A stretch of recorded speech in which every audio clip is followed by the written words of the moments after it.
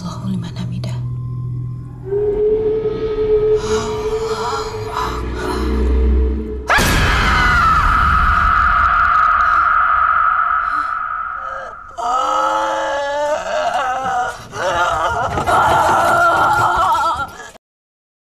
আসসালামু আলাইকুম। হঠাৎ দূর থেকে আজানের আওয়াজ ভেসে আসছে, সাথে হালকা বাতাসের সাউন্ড। আপনি কি জানেন নামাজ পড়ার সময় আমাদের পাশে কে দাঁড়িয়ে থাকে? কখনো কি ভেবেছেন সিজদায় যাওয়ার সময় আপনার ডান দিকে বা বাম দিকে কেউ অচেনা কণ্ঠে আমিন বলছে? আজ আমি আপনাদের সামনে তুলে ধরবো এমন এক গল্প যেখানে নামাজের সময় এক নারীর জীবনে হাজির হয় ভয়ের এক অদৃশ্য সঙ্গী। এটি শুধু একটা মুভি নয়, এটি এমন একটা ভয়, এমন এক অভিজ্ঞতা যা আপনাকে বাধ্য করবে পিছনে তাকাতে। চলুন শুরু করি, খুঁজে বের করি সেই অদৃশ্য ছায়াকে।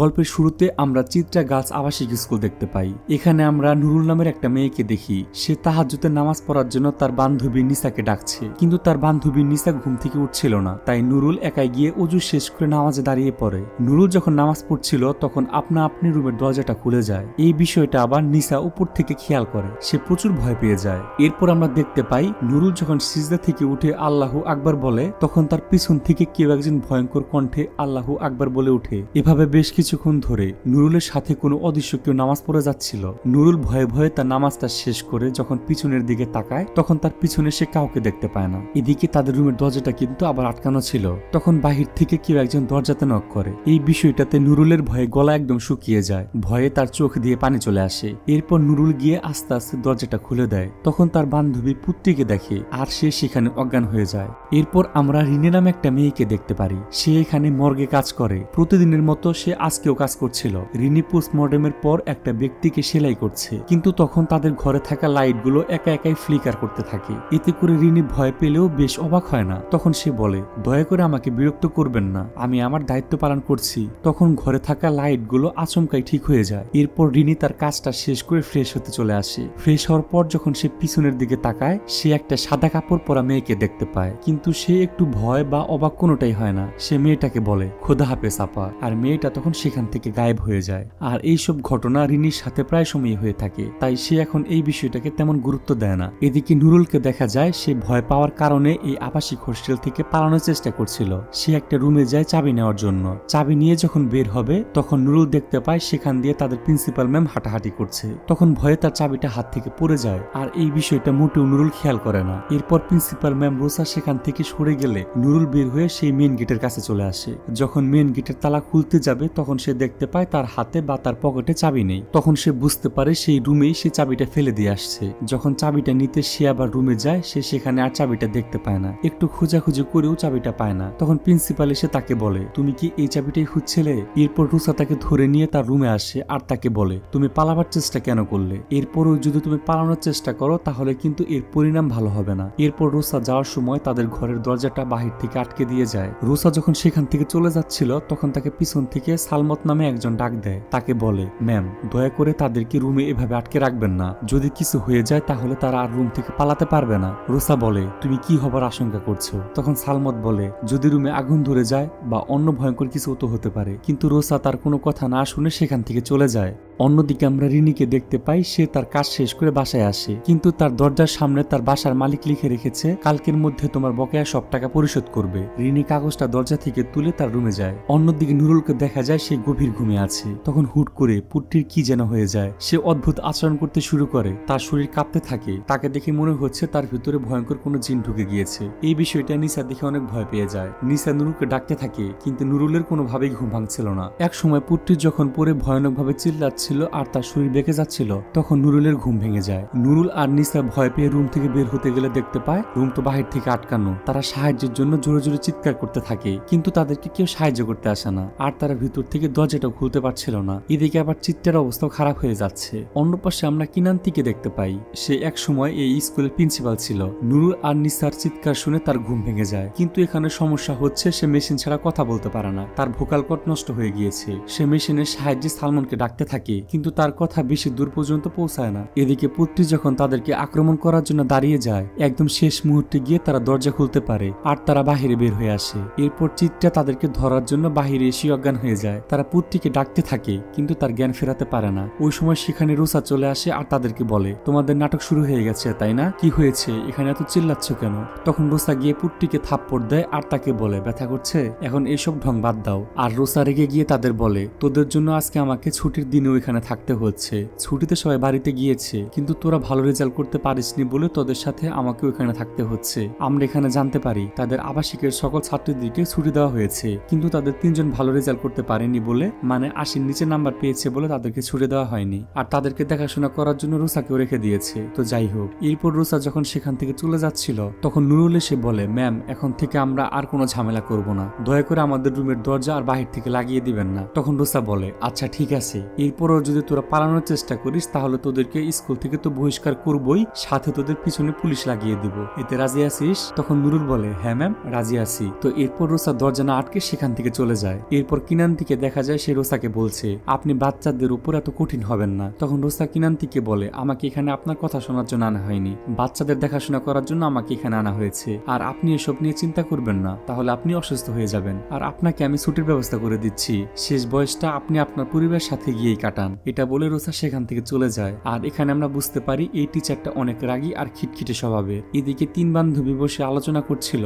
নুরুল তার 2 বান্ধবীকে বলে, যে করেই হোক আমাদের কারো কাছ থেকে সাহায্য নিতে হবে। নিসা বলে, কার সাহায্য নিব আমরা, কে আমাদেরকে সাহায্য করবে? নুরুল বলে, মিস্টার গান্ডা, উনি আমাদের ধর্মীয় শিক্ষক, আর এই পরিস্থিতি কিভাবে সামলানো যায় সেটা তিনি খুব ভালোভাবেই জানেন। কিন্তু এখানে একটা সমস্যা রয়েছে, গান্ডার নাম্বারটা তাদের কাছে নেই, আর তারা চাইলেও বাইরে যেতে পারবে না, তাই তারা এখন কিছু করতেও পারবে না। পরের দিন সকালে আমরা দেখতে পাই রিনির বাড়িতে বাড়ির মালিক এসে তার কাছে টাকা চায়। তখন রিনি তাকে অল্প কিছু টাকা দেয়। তখন বাড়ির মালিক তাকে বলে, এত অল্প টাকা দিয়েছো কেন, বাকিগুলো কখন দিবে? রিনি তাকে বলে, আপাতত এগুলো রাখেন, আমি কিছুদিনের মধ্যে বাকিগুলো দিয়ে দিব। তখন মালিক বলে, তোমাকে আর বাকি টাকা দিতে হবে না। এটা শুনে রিনি অনেক খুশি হয়ে যায়। কিন্তু এরপর মালিক বলে, তুমি আজকে এই বাড়ি থেকে নেমে যাবে। এটা শুনে রিনির মনটা অনেক খারাপ হয়ে যায়, কারণ সে এখন কোথায় যাবে সে নিজেও জানে না। বাসা থেকে বের হওয়ার পর রিনি সালমতকে দেখতে পায়। তখন সালমত তাকে গাড়িতে করে আবাসিক হোস্টেলের দিকে নিয়ে আসতে থাকে। আর এই সালমত চিত্রা আবাসিক হোটেলের যাবতীয় সব কাজগুলো নিজেই করে থাকে। এখানে আমরা রিনির হাতে কিছু সমস্যা দেখতে পাই। তখন সালমত তাকে জিজ্ঞেস করে, তোমার হাতে কি এখনো ব্যথা আছে? রিনি বলে, না আমি তেমন ব্যথা পাই না। আর রিনির হাতে কি হয়েছে সেটা আমরা গল্পের শেষে গিয়ে জানতে পারবো। এখানে তাদের মধ্যে কথা হয়। এখানে আমরা জানতে পারি একসময় রিনি চিত্রা আবাসিক হোস্টেলে পড়েছে, এখন সেই আবাসিক কিভাবে চলছে, দায়িত্বে কারা আছে, এইসব ঘটনাগুলো সালমত রিনিকে বলছিল। এদিকে আমরা কিনান্তিকে দেখতে পাই, সে তার ঘরে বসেছিল, কিন্তু সে দেখতে পায় তার রুমে কেউ একজন নামাজ পড়ছে। সে একটু এগিয়ে গিয়ে দেখার চেষ্টা করে যে তার রুমে কে নামাজ পড়ছে, কিন্তু সে সেখানে গিয়ে কাউকে দেখতে পায় না। তখন ভয় পেয়ে তার হাত থেকে কথা বলার মেশিনটা পড়ে ভেঙে নষ্ট হয়ে যায়। তখন ওই সময় আবার তার ঘরে তার জন্য খাবার নিয়ে আসে নুরুল। নুরুলকে দেখে তাকে ইশারায় বলে তার ঘরে কি যেন নামাজ পড়ছিল। প্রথমে নুরুল তার কথা বুঝতে পারছিল না, কিন্তু একটু পরেই বুঝতে পারে। এদিকে রিনি হোস্টেলে চলে এসেছে। সে এসে আগে তার রুমে যায়। ওই রুমটাতেই এক সময় সে থাকতো, আর এখানে রিনির অনেক স্মৃতি জড়িয়ে আছে। রিনি যখন তার রুমটা ঘুরে ঘুরে দেখছিল তখন সেখানে 3 বান্ধবী চলে আসে। রিনি তখন তাদের জানায় সে এক সময় এখানে পড়তো, এখন সে এখানে তাদের দেখাশোনা করার জন্য এসেছে। এরপর তারা একজন একজন করে রিনির সাথে পরিচয় হয়, আর তারা রিনিকে ম্যাম বলে ডাকে। এরপর সেখানে রুসা আসে আর তার সাথে পরিচয় হয় রিনি। রুসা রিনিকে বলে, শুনলাম তুমি নাকি এখানে চাকরি করতে চাও। আমি যতদূর জানি তুমি তো মৃত মানুষদেরকে নিয়ে কাজ করো, আর তুমি কি জীবিত মানুষদের নিয়ে কাজ করতে পারবে? কথাটা শুনে রিনির একটু অবাক লাগলেও সে বলে, একসময় সবাই মৃত হয়ে যাবে। তখন রুসা রিনিকে বলে, তুমি যেহেতু এখানকার সাবেক ছাত্রী, তাহলে তুমি এখানকার নিয়ম কানুন সবকিছুই জানো, আর তোমাকে নতুন করে কিছু বলার নেই। তো সেভাবেই কাজ করো আর তাদেরকে দেখে শুনে রাখো। এটা বলে সে সেখান থেকে চলে যায়। এর কিছুক্ষণ পর রিনি রুম একা ছিল। আলমারিতে সে একটা কাপড় দেখতে পায়। এই কাপড়টা পরে সে একসময় নামাজ পড়তো। আর তখন রিনি বেশ ভয় পেয়ে যায় যে কে তাকে এখানে ভয় দেখালো, কেননা সে তো এখন মর্গে নেই। তো যাই হোক, এরপর রিনি গিয়ে কিনান্তির সাথে দেখা করে। কিনান্তি তাকে দেখে অনেক খুশি হয়, রিনিকে জড়িয়ে ধরে কাঁদতে থাকে, কারণ কিনান্তি তাকে অনেক ভালোবাসতো আর রিনিও তাকে অনেক ভালোবাসে। কিনান্তি তখন রিনির হাত দেখতে থাকে। এই হাতের পিছনে কিছু একটা অবশ্যই লুকিয়ে আছে, যেটা আমরা আস্তে আস্তে জানতে পারবো। এরপর রিনিকে দেখা যায় সে মাঠে দাঁড়িয়ে আছে, কিন্তু হুট করে সে সেখানে একটা সাদা জামা পরা মেয়েকে দেখতে পায়। মেয়েটা তখন আস্তে আস্তে গাছের পিছনে চলে যায়। রিনি যখন মেয়েটাকে দেখার জন্য গাছের পিছনে যায়, সে সেখানে আর কাউকে দেখতে পায় না। তখন নুরুল রিনাকে ডেকে নিয়ে যায় পুত্রীর কাছে, কারণ তাকে জিন ভর করেছে। রিনা যখন সেখানে যায় সে দেখতে পায় পুত্রী বলছে চলে যা এখান থেকে। পুত্রী এখানে হয়তো কাউকে দেখতে পাচ্ছে, যেটা বাকিরা দেখতে পাচ্ছে না। কিছুক্ষণের মধ্যেই সেখানে একটা ভয়ানক জিন এসে পুত্রীকে অজ্ঞান করে ফেলে। পুত্রীর চোখ একদম সাদা হয়ে যায়। তার মুখ দেখে মনে হচ্ছে তার মুখ থেকে সব রগগুলো এখন বের হয়ে যাবে। তারপর তাকে ধরাধরি করে সবাই তাকে বিছানাতে শুয়ে দেয়। রিনি তখন সবাইকে বলে পুত্রীকে এখন হাসপাতালে নিয়ে যাওয়া খুব দরকার, কারণ সে অসুস্থ। তারপর নুরুল রিনিকে বলে পুত্রী অসুস্থ না, তাকে জিন ভর করেছে, আর আমাদের এখানে মিস্টার গান্ডাকে ডেকে আনতে হবে, সেই একমাত্র পুত্রীকে ভালো করতে পারবে। তখন সেখানে রোসা এসে বলে কাউকে ডেকে আনার দরকার নেই, কারণ পুত্রী এইসব ইচ্ছা করে করছে। এরপর সে সেখান থেকে চলে যায়। রোসা চলে যাওয়ার পর নুরুল রিনিকে বলে ম্যাম, আপনি কি কোনো জিন বা অপ্রাকৃতিক কোনো ঘটনা বিশ্বাস করেন? রিনি তখন বলে হ্যাঁ, আমি এগুলো অবশ্যই বিশ্বাস করি। আর এখানে আমরা দেখতে পাই পোস্টমর্টম করার পর লাশ সেলাই করার সময় তার সাথে অনেক ঘটনা ঘটে যেত। সে প্রায় সময় জিন আত্মা এইসব দেখতে পেত। তার ধারণা কোনো মানুষ যদি মারা যাওয়ার আগে কাউকে কোনো কথা বলে যেতে না পারে, তাহলে সেই কথাগুলো বলার জন্য তারা দুনিয়াতে চলে আসে অতৃপ্ত আত্মা হয়ে, কিন্তু এরা কোনো মানুষকে ক্ষতি করে না। এরপর একদিন আমরা দেখতে পাই রিনি, নুরুল আর নিসা বসে কথা বলছিল। রিনি তাদের বলে পুত্রী 80 নাম্বার পেয়েছে, তাহলে তাকে ছুটি দেওয়া হলো না কেন? তোমরা হয়তো 80 নাম্বার পাওনি, তাই তোমাদেরকে এখানে রাখা হয়েছে, তোমাদের ছুটি দেওয়া হয়নি, কিন্তু পুত্রীকে ছুটি দেওয়া হলো না কেন? নুরুল বলে ম্যাম, পুত্রী অনেক অসুস্থ, তাই তাকে ছুটি দেওয়া হয়নি। এখানে আমরা আরো জানতে পারি পুত্রীর মা ছোট থাকতে আত্মহত্যা করেছে, আর তার বড় বোনকে খুঁজে পাওয়া যাচ্ছে না। অনেকের ধারণা তার বড় বোন হয়তো মারা গিয়েছে। কথাগুলো শোনার পর রিনি বুঝতে পারে পুত্রীকে কোনো হুজুরকে দেখানো দরকার। এরপর রিনি নুরুলের থেকে গান্ডা সাহেবের ঠিকানা নিয়ে সালমতকে নিয়ে বেরিয়ে পড়ে। অনেকক্ষণ যাওয়ার পর তারা এসে গান্ডার বাড়ির সামনে নামে। রিনি গান্ডাকে সবকিছু খুলে বলে যে তার ছাত্রীদের সাথে কি হচ্ছে। গান্ডা বলে এই সবকিছু কবে থেকে শুরু হয়েছে? রিনি বলে 1 সপ্তাহ থেকে শুরু হয়েছে, আর তাদেরকে শুধু নামাজ পড়ার সময় বেশি বিরক্ত করা হয়। তখন গান্ডা বলে কিছু খারাপ জিন আছে যারা মানুষের ইবাদত করাকে সহ্য করতে পারে না। এই জিনের নাম হলো কানজাম। আবার বহু জিন, শয়তান, ইবলিশ আছে যারা আমাদেরকে ইবাদত থেকে দূরে রাখার জন্য যে কোনো কিছু করতে পারে। হোস্টেলের ছাত্রীরা যেসব ভোগান্তির শিকার হয়েছে তার থেকে বাঁচতে হলে ঈমান শক্ত করতে হবে, তাহলে এই খারাপ জিন আস্তে আস্তে বিরক্ত করা ছেড়ে দিবে।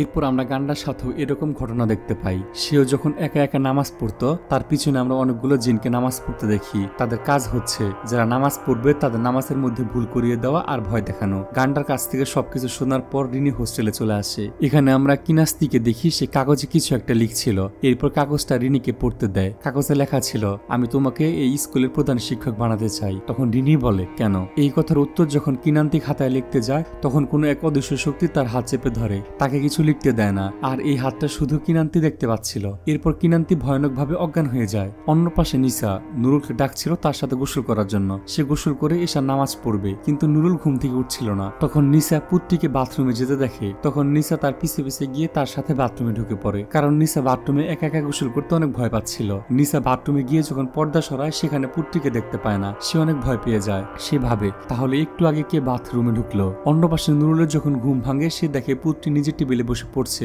তখন তাকে জিজ্ঞেস করে নিসা কোথায়? পুত্রী বলে আমি জানি না। এদিকে নিসা পর্দার পিছনে আবার পুত্রীকে দেখতে পায়, কিন্তু এটা তো আসলে পুত্রী না, ভয়ানক এক জিন। এই জিন নিসার উপর আক্রমণ করতে আসে। তখন নিসা ভয়ে জোরে চিৎকার করতে থাকে। তার শরীরে রক্ত দিয়ে ভিজে যাচ্ছিল, কিন্তু এই রক্ত কোথায় থেকে আসছিল এটা সে জানে না। তার চিৎকারের আওয়াজ পেয়ে নুরুল, পুত্রী আর রিনি সেখানে চলে আসে। আর তারা বাথরুমে গিয়ে দেখতে পায় নিসা ভয়ে নিচে বসে আছে, কিন্তু এখানে কোনো রক্ত নেই। সমস্যা আরো বাড়ছে দেখে রিনি গান্ডাকে ফোন করে আর তাকে হোস্টেল আসতে বলে। এরপর গান্ডা তার বাইক নিয়ে হোস্টেলের উদ্দেশ্যে রওনা দিয়ে দেয়। এদিকে কিনান্তি শুয়েছিল। তখন তার হাত একা একাই কাজ করতে শুরু করে। তাকে দেখে মনে হচ্ছে তার হাত কেউ চেপে ধরে আছে। আর তারপরে একটা ভয়ানক জিন তার মুখের সামনে চলে আসে।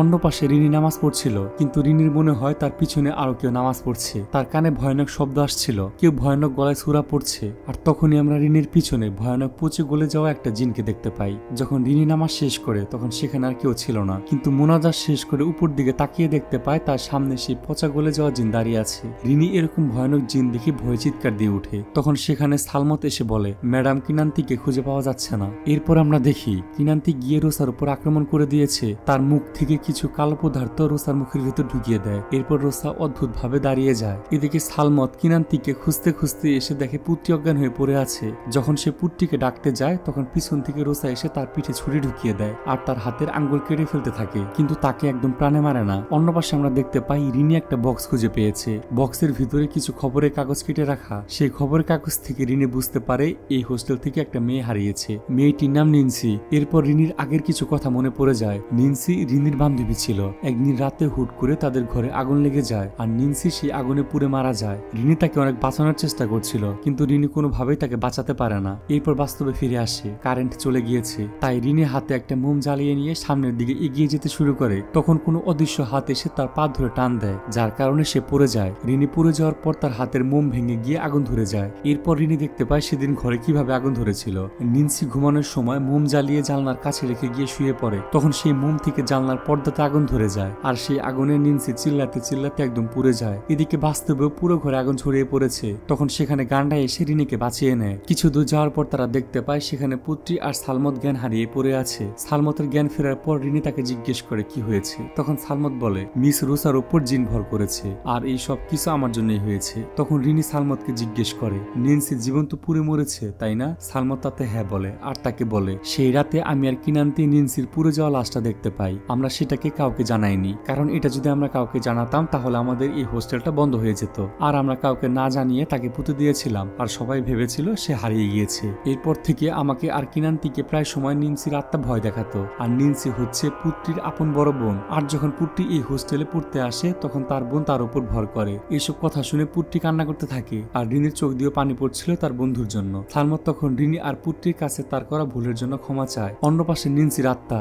নুরুল আর নিসার উপর আক্রমণ করে, মানে তাদেরকে ভয় দেখাচ্ছে। তারা ঘর থেকে কোনোভাবেই বাইরে বের হতে পারছিল না। তখন সেখানে গান্ডা আসে তাদেরকে বাঁচানোর জন্য, কিন্তু তার সামনে হাজির হয় নিন্সির আত্মা। গান্ডা আর নিন্সির আত্মার মধ্যে অনেকক্ষণ যাবত লড়াই হয়। একসময় গান্ডা ছুরা পরে নিন্সির আত্মাকে সেখান থেকে চলে যেতে বাধ্য করে। এরপর তারা দরজা খুলে নুরুল আর নিসাকে রুম থেকে বের করে আনে। তখন আবার নিন্সির আত্মা তাদের সামনে আসে আর নুরুলকে হাওয়াতে ভাসিয়ে নেয়। তখন রিনি নিন্সির আত্মাকে বলে নিন্সি এই মেয়েগুলো তোর কোনো ক্ষতি করেনি, তোর সাথে যা হয়েছে তা আমি জানতে পেরেছি। মিস কিনান্তি আর সালমত এই কাজ করেছে। মিস কিনান্তি আর সালমতকে তুই ক্ষমা করে দে। তখন নিন্সি নুরুলকে ছেড়ে দেয়। এরপর গান্ডা পবিত্র কোরআন শরীফের কিছু শক্তিশালী আয়াত পাঠ করে, যার কারণে নিন্সির শরীরে আগুন ধরে যায় আর সে যন্ত্রণায় ছটফট করতে থাকে। এভাবে কিছুক্ষণ চলার পর সারা জীবনের মতো নিন্সির আত্মা মুক্তি পেয়ে যায়। তো এরপর দেখা যায় তারা অজ্ঞান অবস্থায় কিনান্তিকে খাটের নিচ থেকে বের করে আনে। নিন্সির আত্মা তাকে একদম মেরে ফেলেনি, তাকে শুধু সালমতের মতো আহত করেছে। এর কিছুদিন পর দেখা যায় কিনান্তি রিনাকে বলছে কর্তৃপক্ষ তোমাকে এই হোস্টেলের প্রধান শিক্ষক হিসাবে নিয়োগ দিয়েছে। আর কিনান্তি পুত্রীর কাছে ক্ষমা চায় আর তাদেরকে বলে নিন্সির লাশ বড় গাছটার নিচে পুঁতে রাখা হয়েছে। এরপর রিনি আর পুত্রী সেই গাছটার নিচে গিয়ে কাঁদতে থাকে। রিনি বলে তোকে ভালোভাবে দাফন কাফন করার ব্যবস্থা করা হবে, আর তোর আত্মা শান্তি পাক এই কামনাই করি। এরপর দুজন দুজনকে জড়িয়ে ধরে কাঁদতে থাকে। এর 2 বছর পর আমরা দেখতে পাই চিত্রা আবাসিক হোস্টেলের সবাই সুন্দরভাবে পড়ালেখা করছে, তারা খুব খুশিতে আছে। আর এখানে আমরা রিনিকে দেখতে পাই, সে প্রেগনেন্ট হয়ে গিয়েছে, কিন্তু রিনির হাজবেন্ডকে তা এই গল্পে দেখানো হয়নি। এরপর তারা সবাই মিলে সুন্দর একটা ছবি তোলে, আর এখানেই এই গল্পটা শেষ হয়ে যায়। যদি এই গল্পটি তোমাদের ভালো লাগে তাহলে অবশ্যই কমেন্ট করে জানিয়ে দিও, তাহলে অবশ্যই এই গল্পের আমি দ্বিতীয় পার্ট নিয়ে আসবো। আর যদি আমার এক্সপ্লেনটা তোমাদের ভালো লাগে তাহলে অবশ্যই চ্যানেলটি সাবস্ক্রাইব করে দিও। তো আজকের মতো বিদায় নিচ্ছি, সবাই ভালো থেকো, সুস্থ থেকো, আল্লাহ হাফেজ।